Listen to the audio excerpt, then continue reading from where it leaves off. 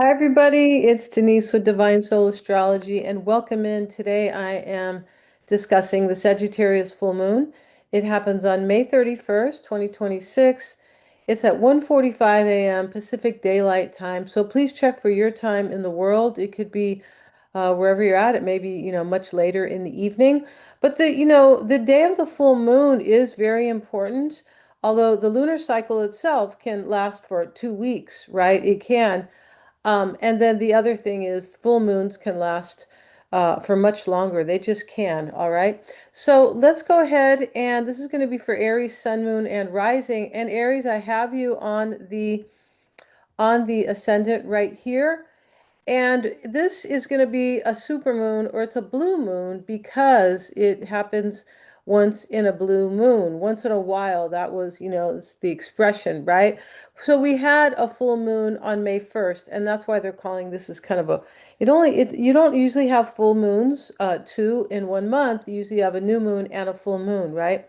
So, but May's a long month, so that could, that's part of it, right?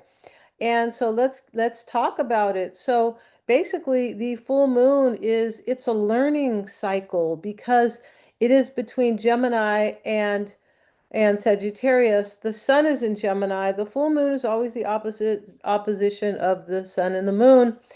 And so this is why kind of like not crazy things, but things can change kind of real quick or, because the full moon can create culminations and endings and therefore new beginnings. So we have the sun in Gemini. Gemini is the mind. It definitely is. It's about decisions. It is about what we like to read about, what we like to talk about. It represents, governs our thinking and also communication. Anything of the mind, that is Gemini. And Sagittarius it's the higher mind in terms of higher purpose and divine kind of your divine purpose. It can be. It is about growth and expansion, and this is why it is, connected to the higher mind, right? We need Gemini. Sagittarius needs Gemini, and Gemini needs Sagittarius because they're on that axis, okay? And that is another opposition where we want to use the best of Gemini and the best of Sagittarius together. That is what the opposition is asking for, all right? So let's move forward here. And yeah, that is the intellectual access. So something must be learned to gain wisdom, right? Sagittarius represents wisdom, growth and expansion, higher purpose, higher realms. It represents God and religion and spirituality both. So there we go about kind of the higher mind, sort of, right? That is how that kind of fits in there. And so the moon will be at 9 degrees of Sagittarius, and here it is, the full moon. They have it in black here. That's how the software likes to do it. And interestingly enough, we have with this is going to be the intro for everybody. So if you're watching another, I will put the timestamp in there that, separates the intro with Aries, Sun, Moon, and Rising with your horoscope, really, Aries, right? And someday I'll be doing these all in one video, but it's kind of a lot to do that. And I realize you guys probably like it separate, right? You may, right? But the only thing is the intro's there twice, right? If you're watching Sagittarius and Aries or, something like that or another sign. But we start here with Jupiter is the ruler of the full moon and Mercury is the ruler of the sun. So those planets are very important right now, right? And we have a Black Moon Lilith in a conjunction here with the full moon. Black Moon Lilith is the shadow aspect of ourselves. So in Sagittarius, sometimes it can talk about this kind of righteousness about how to live the right way, and telling people this is one shadow aspect of Sagittarius, telling people how to live their lives, what to believe in, how you can grow and expand, and all those kind of good things. Because Sagittarius is the teacher and the guru, and this is in the higher mind, of course, right? But the shadow is always in the lower mind because it represents the shadow aspect of ourselves that we really can't see. So this full moon is asking us to look at our shadow, and I'll talk about what sign it is in, of course, for everybody, or what house it's in. And so that we want to face the shadow and, and move away from darkness and into the light, right? Which is awareness, really. And so there we have that. We also have the part of fortune, and that is at 10 degrees, and meaning there, and this is 10 degrees of Virgo, and here it is, right? And so Aries, I have you locked in right here. We can see the little locking mechanism. So the MC and the IC and, the seventh house, this is supposed to be up here. But when I put you on the descendant, it moves it around. That's just how the software works. So try not to pay attention to this, those type of placements. But the planets are in the right place. They really are, right? And the nodes and things like that. It's only the MC, the AC, um, the DC, and the IC, right? And those are talking about those you don't worry about them, right? So anyway, but I will discuss a little bit about that, right? So the MC really in the natural chart is in the 10th house. Sometimes it can move a little bit, but they have been moved here. The DC's ordinarily in the 7th and moved a little bit because I've put Aries on the descendant. So the part of fortune is in Virgo at 10 degrees, and here it is. And the part of fortune is telling us what we need to thrive. And it is next to the South Node, so in Virgo. So there's something that we need to kind of do, and right, and it has to do with moving away from lack so we can thrive because there's the South Node right there, which is, I always call it baggage. It looks like it looks like a bag sort of that you can't close, sort of, right? And that is what we're always moving away from. And all right, and yeah, let's move forward though with your actual horoscope here. Um, yes, let's move forward here because everything is explained here in your actually in your own in your horoscope here, Aries. And let's go here. So the full moon is in your ninth house. And Aries, you are the only one who has the natural chart, meaning that you are the first sign in the zodiac. So when we have the houses set up like that, because they're sequential, one after another, we this is the full moon is in your ninth house, and that is the natural house of Sagittarius, the ninth house. So this is kind of very literal for you, sort of, the horoscope kind of. But here we have Black Moon Lilith, and we have the Black Moon Lilith there. So I was talking about that right there. So in your ninth house, in order to grow and expand, this is really saying, look, you need to face your shadow and let a shadow aspect go about your personality. And we all have it. That's why it's on the wheel, right? For me, it's in my first house. I'm a Sagittarius. And then, I have a Gemini rising. So that will be in my seventh house. But yeah. And so um, Jupiter is also ruling your 12th house of endings. And here is your 12th house. It's in Pisces. Pisces rules the 12th. That is endings and release. It's also a hidden house where maybe we couldn't see something. Pisces represents intuition and imagination. And the 12th house is the house of self-undoing. So there can be something here that is telling you that, in order to reach this North Node, which is really related to the ninth house a little bit because it is where we are going in terms of reaching our true potential. And the ninth house talks about that with growth and expansion in higher realms. So we have that there. But that house is about letting things go. So there's definitely something that you need to release here, Aries. That's what the moon will be showing you. The moon will be illuminating that for you. And the moon is also, yeah, Jupiter is here. It's in your fifth, it's in actually your fourth house. And Jupiter is exalted here, which is a good thing. It just means that it's kind of in its power. That's really what it means. And it is here in your fourth house of home and family and roots. This is also your lineage and the past. Sometimes the fourth house relates to the public, but that is about your emotional foundation, right? And it is in nurturing Cancer, the natural, the natural house right there. And so we have that there. And let's see what Jupiter is doing here.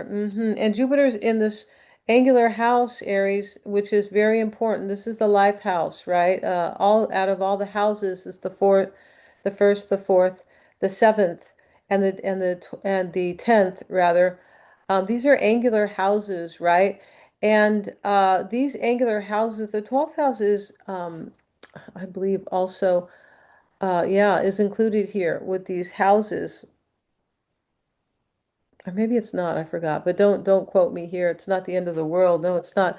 But the 12th houses are those angular houses are very, very important because the first house is motivation, the fourth house is your home and family, your emotional foundation, and the seventh house can be kind of like your marriage or your partnerships, things like that.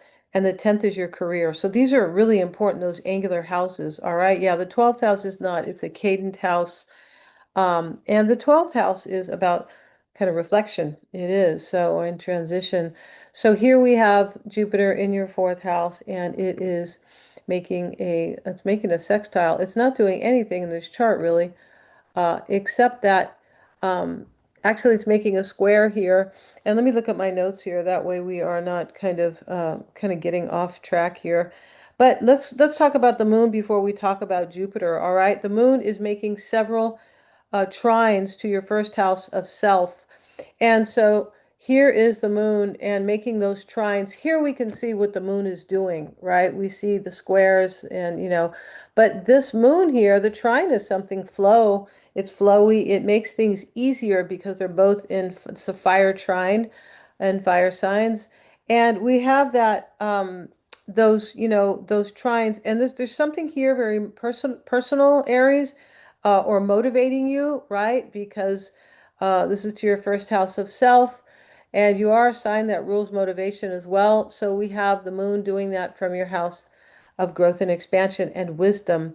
There's something that you can be doing here that will show you, a great amount of wisdom or something very important, all right, for you. And also the full moon is speaking of what's meaningful to you, what is purposeful for you, or more so like what brings purpose to you, right, in your life, all right? And the moon is representing wisdom. And to also understand that something needs to end for something new to begin. Remember, you have the North Node, and over here in your 12th house being ruled by Jupiter. All right. So this is the house of endings. Yeah. We talked about the shadow already. And yes, and the moon is making the trine to Neptune. And we have it here, right? It's making a trine to Neptune and Vesta. Vesta is, Neptune is representing our hopes, our dreams, our visions. Um, and also it can sometimes represent our illusions and our fears, right? That would be the kind of shadow aspect of that. And we have Vesta, and this is harmony and balance, but it has to do with a quiet devotion to something that we need for ourselves. It can definitely. So we have Pallas Athena, and that trine there from the moon. Pallas Athena wants us to notice our emotional patterns, and the moon is emotional. Yes, it is, right?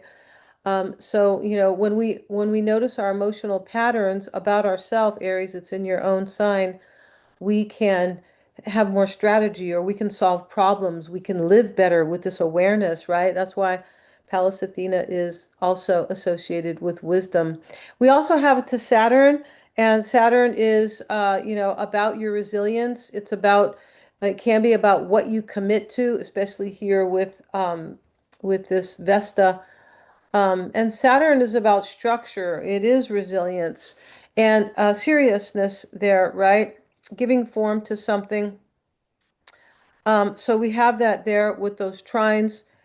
And now we have Jupiter, the ruler of the full moon, is making a square from your house of emotional foundation to Chiron.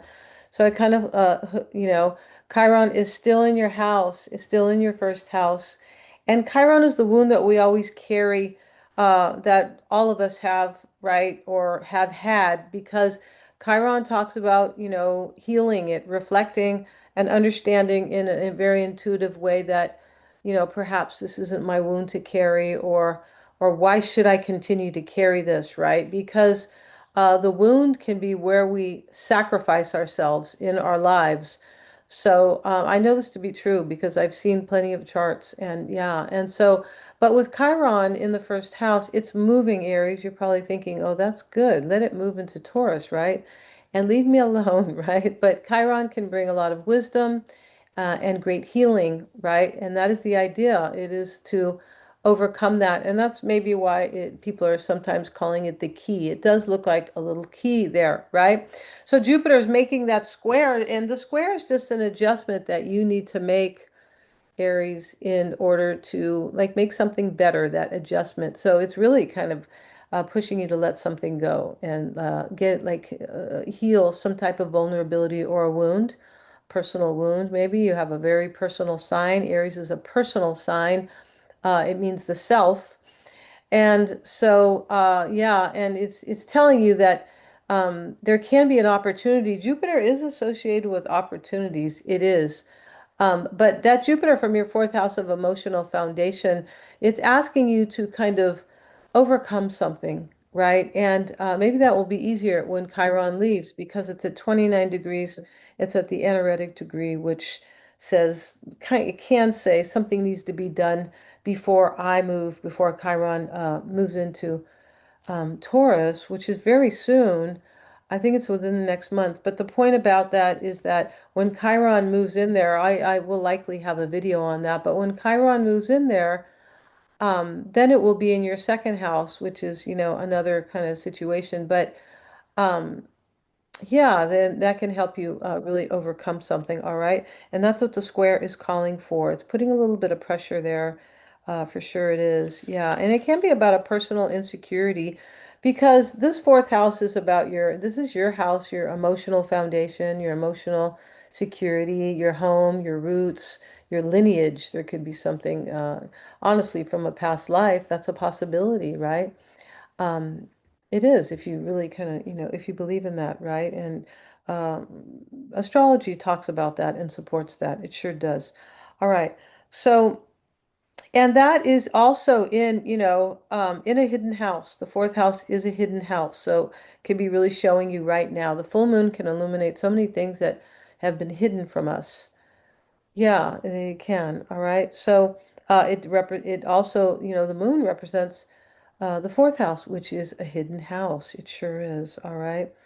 Um, So let's talk about also Mars, and Mars is your ruler, and Mars is ruling your first house of self and your eighth house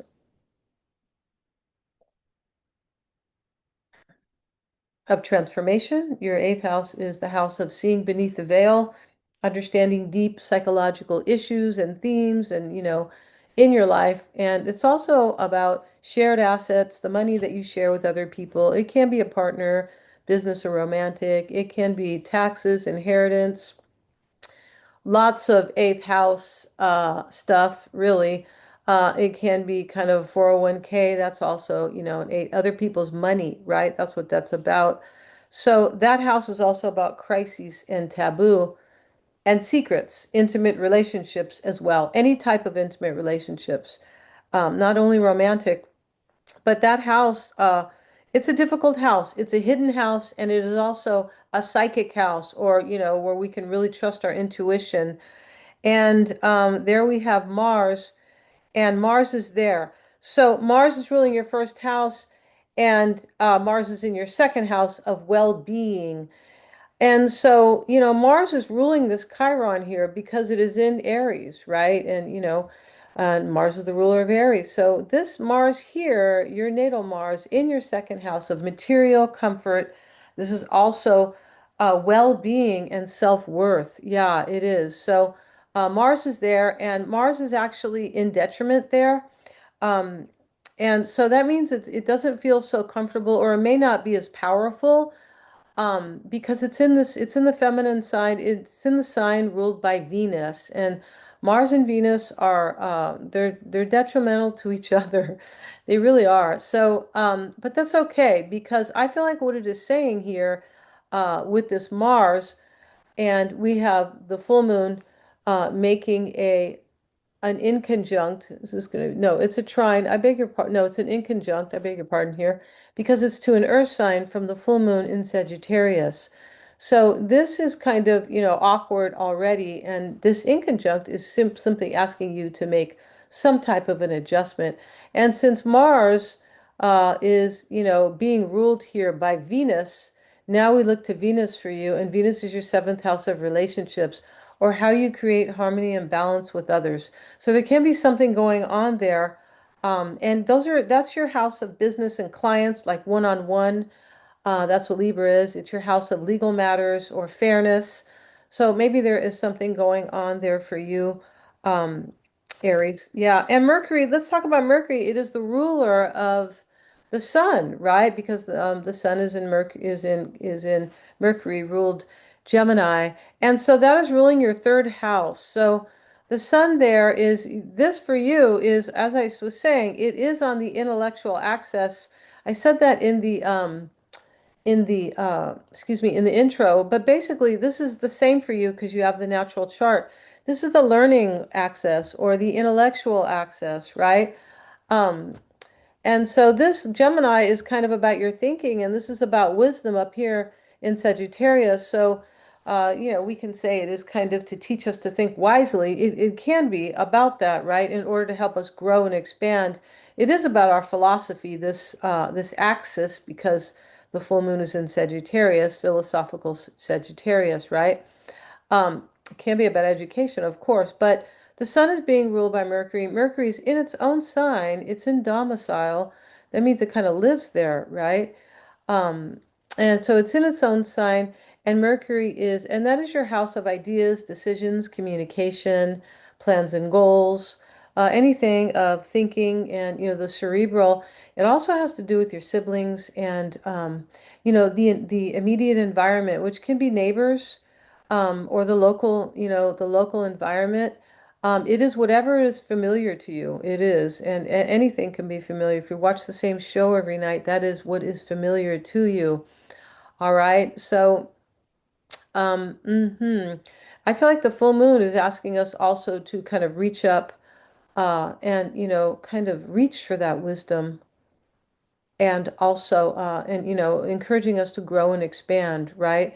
This is great here. Remember I talked about Gemini rules the mind and Sagittarius rules like the higher mind in terms of God and things like that. So we want to merge those, right? We can't just be entirely spiritual and hey, everything is, what, oh, that pimple on your face, the moon is going to move into Taurus, which is earthy. So maybe it'll, just as an example, your pimple will go away, right? We can't think like that because it's kind of ridiculous. So this is always astrology is always trying to make us merge really and or reach our true potential, but is doing that here through this opposition.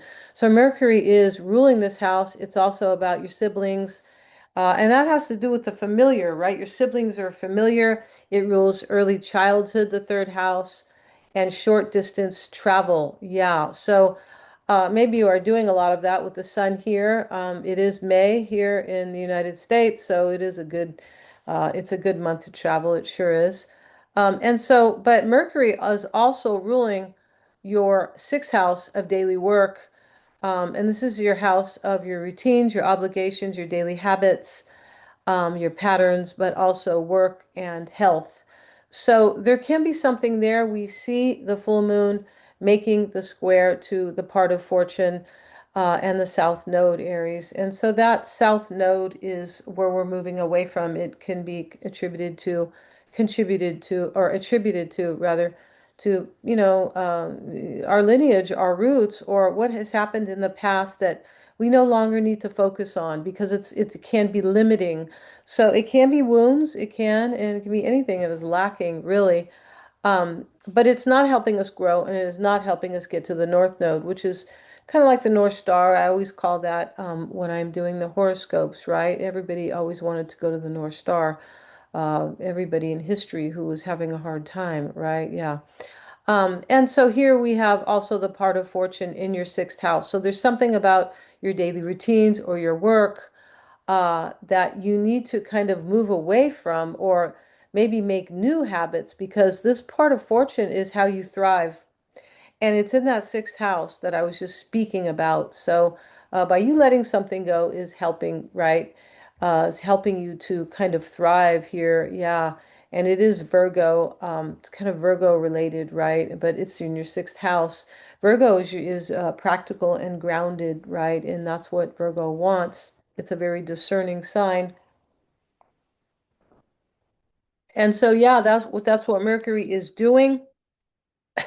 Not Mercury, but the full moon with its Mercury ruled Virgo, right, is making that square. And just want you to make some type of adjustment with regards to your sixth house so you can thrive, really.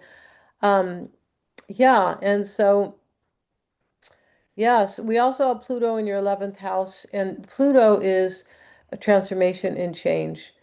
And so it is, and Mars is making a square to it. And, these are related, right? Mars rules Aries and Mars rules Scorpio. So Pluto is the ruler of Scorpio, but there can be like a connection here. So this Mars is making that square. This will move away, um, right? Mars will move away from the square. But this is probably why it is light. Yeah, Mars has already moved on here because Pluto's at 5 degrees. Mars is already at 9. It's ahead, right? So it's kind of dissipating here, or separating, I should say. And so we have some transformation that is being called for. That transformation and Mars wants to take action. Mars wants is the will to act. It's in Taurus. It can be about your material comfort. It can be about your well-being, because that is really the most important thing, in my opinion. And so your self-worth. And so that square, though, is asking you to transform something with Pluto here. Pluto is associated with power and transformation and crises, but here, it is asking you to make an adjustment here so you can move forward, because this is in your 11th house of future aspirations, yes, and social groups and like-minded people. Maybe there is somebody that, that maybe, something needs to change with, possibly with, a social group that you're in. That is the house of friends as well. So there can be something going on there, right? And the full moon is making a sextile to Pluto here. So in your house of growth and expansion to your house of future aspirations, and that sextile is helping you, but the sextile is social. It's a social thing, much like sex, the word sex, because it is sextile. You have to be social. You can't do it alone. And so, I mean, at least not in a satisfying way, right? And so, yeah. And so that moon, though, making that sextile these are both about endings. Something has to end for you to move forward here, or something's culminating for you that may end, right? But the Sagittarius full moon is trying to bring us wisdom. That's really what it's trying to do. So thank you so much for joining me here, Aries. If you liked my video, please like, share, and subscribe. Hit the bell, and I'll be back with another one. You'll be notified. If you'd like a reading with me, check out the description box below. My website is there. And also, yeah, and so there is a video below, and you can click on that, and that will likely be the Uranus squaring the nodes, which is part of our destiny. That's really what that's about. So thank you so much for joining me here.